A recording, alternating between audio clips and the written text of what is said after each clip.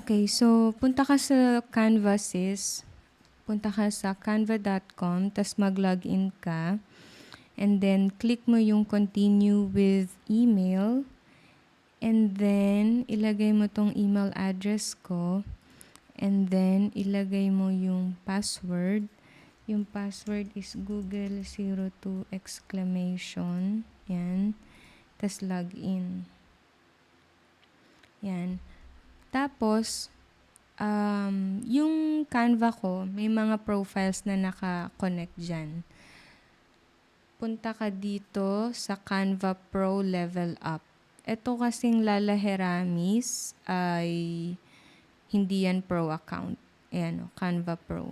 So, wala akong Pro account dyan. Ito yung Canva Pro. Ito yung mga sa kaibigan namin ni Chody. Hati-hati kami dito.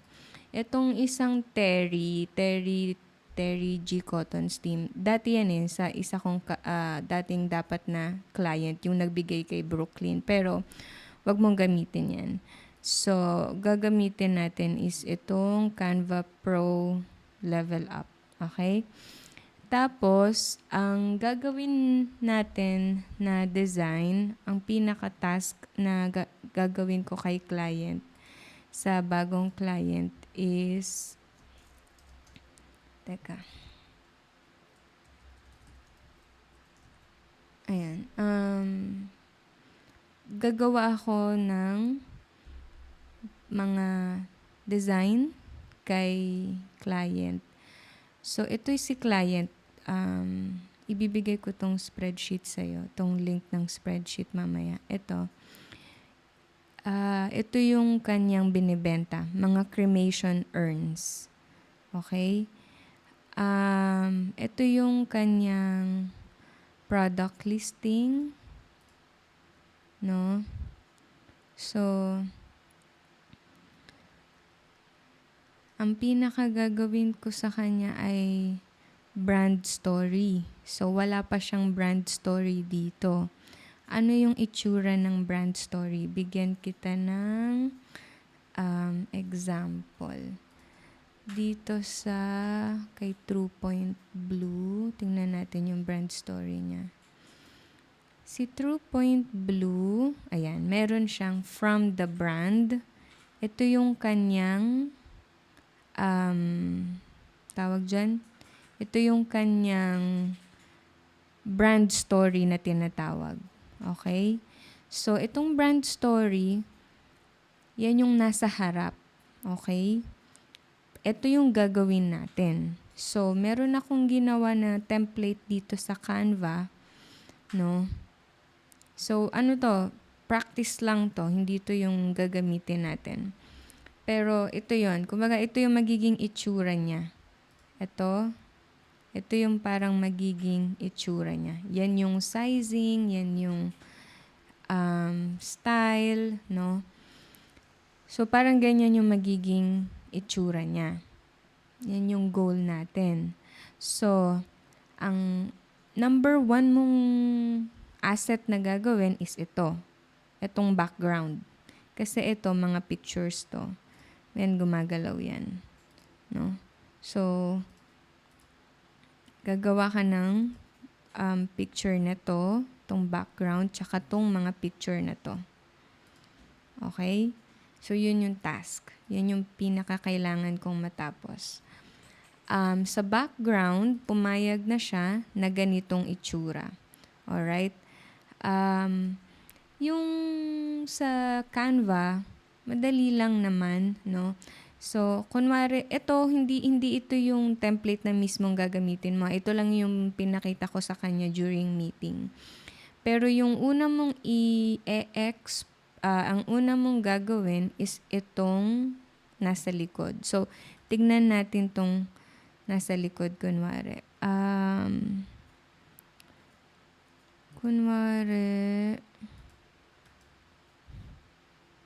Inspect. Titignan ko lang to May titignan lang ako. Yan. Okay, teka lang. Gusto kong makita mo kung ano yung magiging parang ano yung itsura nito eh. Para ito yung magiging example natin. Sources.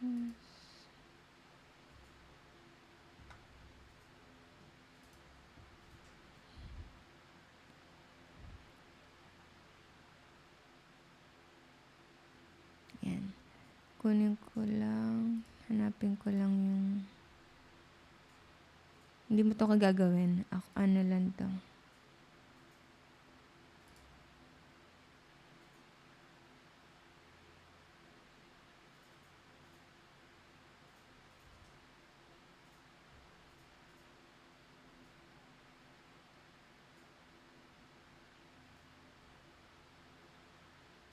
Hanapin ko lang yung image nung yung pinaka-banner.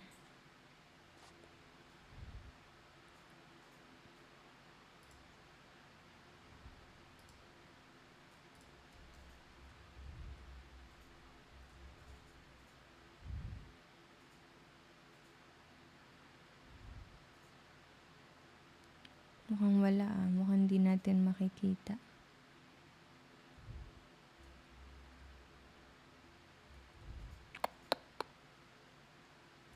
Wala.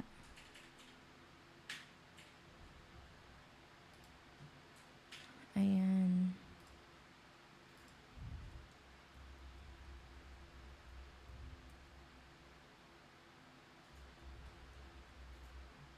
Ayan. Tingnan natin. So, ito yung mga images niya. Ay.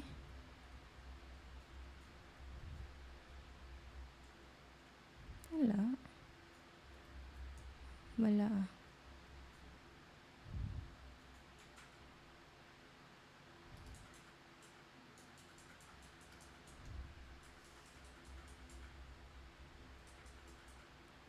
2 point.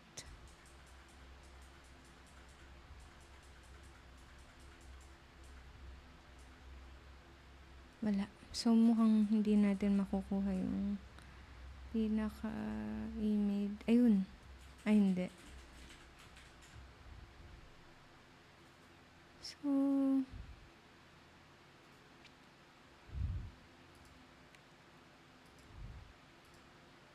wala yung banner niya, no?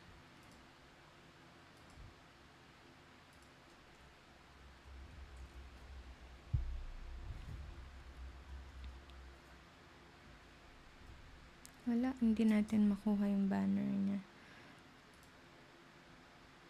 Okay lang yan.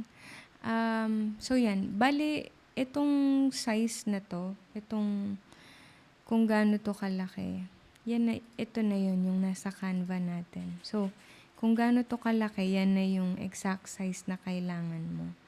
So, ito, duplicate page. So, halimbawa, may binigay ako sa'yo, tapos magta-try ka, wag mong i-edit yung binigay ko sa'yo. Mag-duplicate page ka, tapos yun yung baguhin mo. Okay? So, yan. So, kung ang i-export muna natin ay yung yung pinaka-banner. So, yan lang yung banner na kailangan natin, no?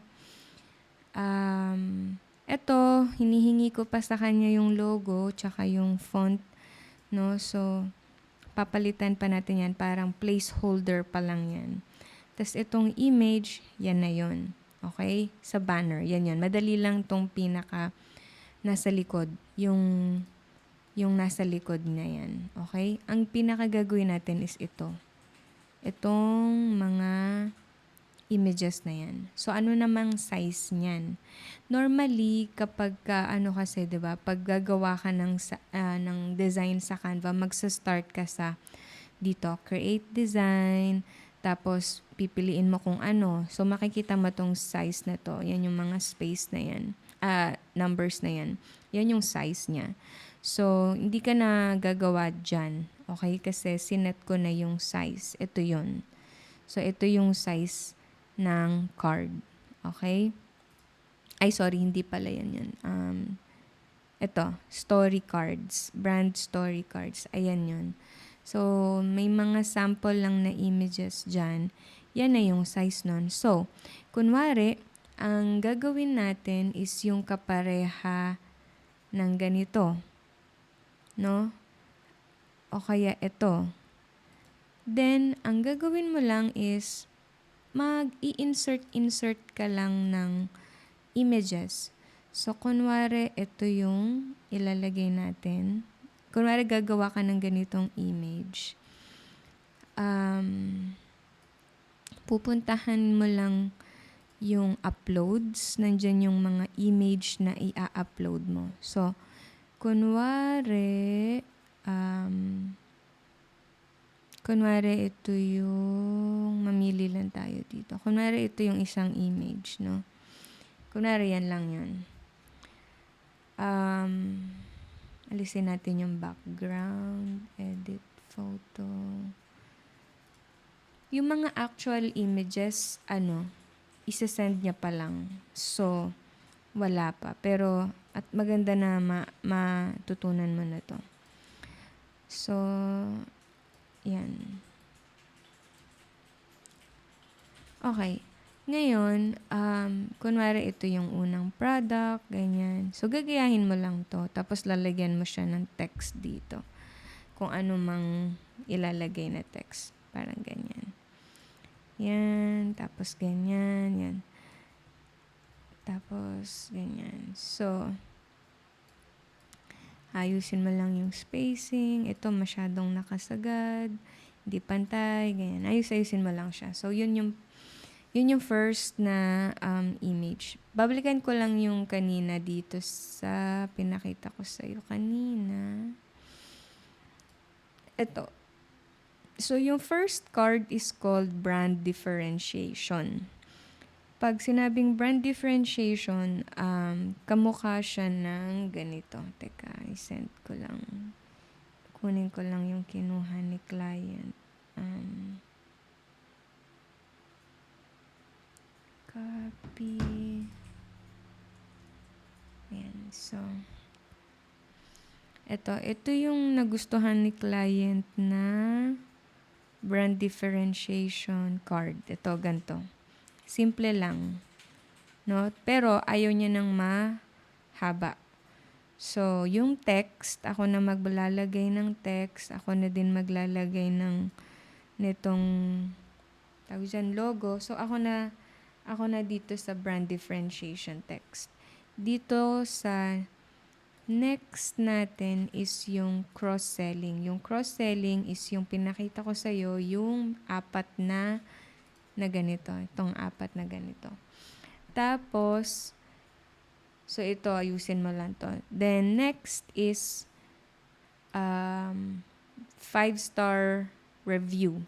So, yung 5-star review ay, saan ba yung kagaya nun? Teka.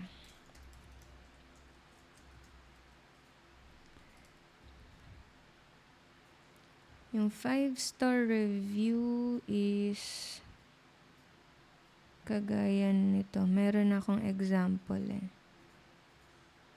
So, pagka gumagawa ka ng design sa Canva, hindi ka naman kailangan mag-start ng blank. Pwede ka magkuha lang ng design. So, parang ganito.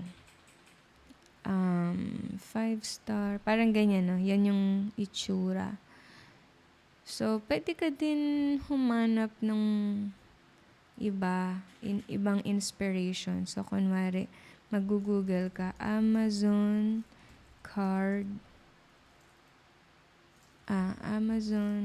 brand story card.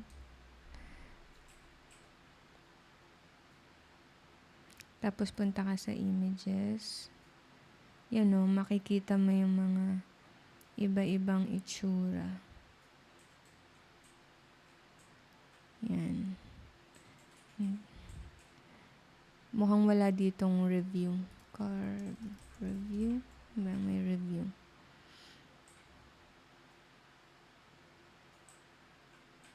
Wala.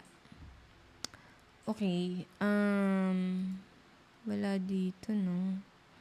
Pero itong pinakita ko sa'yo kanina, which is,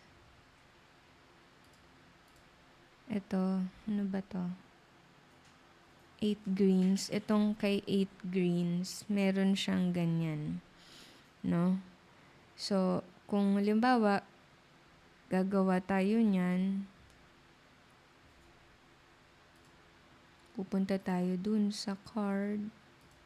Ito. So, maghahanap tayo ng stars. Kunwari, 5 stars. Yan. So, pwede kang kumuha dito. Lagay mo siya. Yan. Lalagay mo siyang ganyan. No? 5-star review. Blah, blah, blah.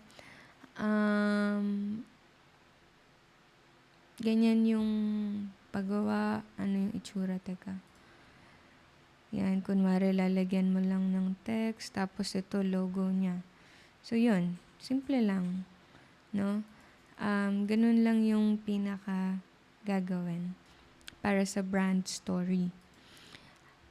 Ang next naman is tawag dito yung kanyang product description, no? So ito makita mo yung mga product description niya. Mga images na malalaki, 'di ba? Ganito din sa kanila, yan oh. Yan. Yan yung mga image nila. Yan. So dito sis, ang ano naman nito, ang size naman nito is similar lang din dito sa from the brand. So, babalik ka dun sa ito. So, ito yung size niyan. So, gagawa ka na ng bagong design, add page ka dito from scratch. Kasi mag-iisip ka ng pwedeng magiging design mo. So, sa kanila, ganyan, no?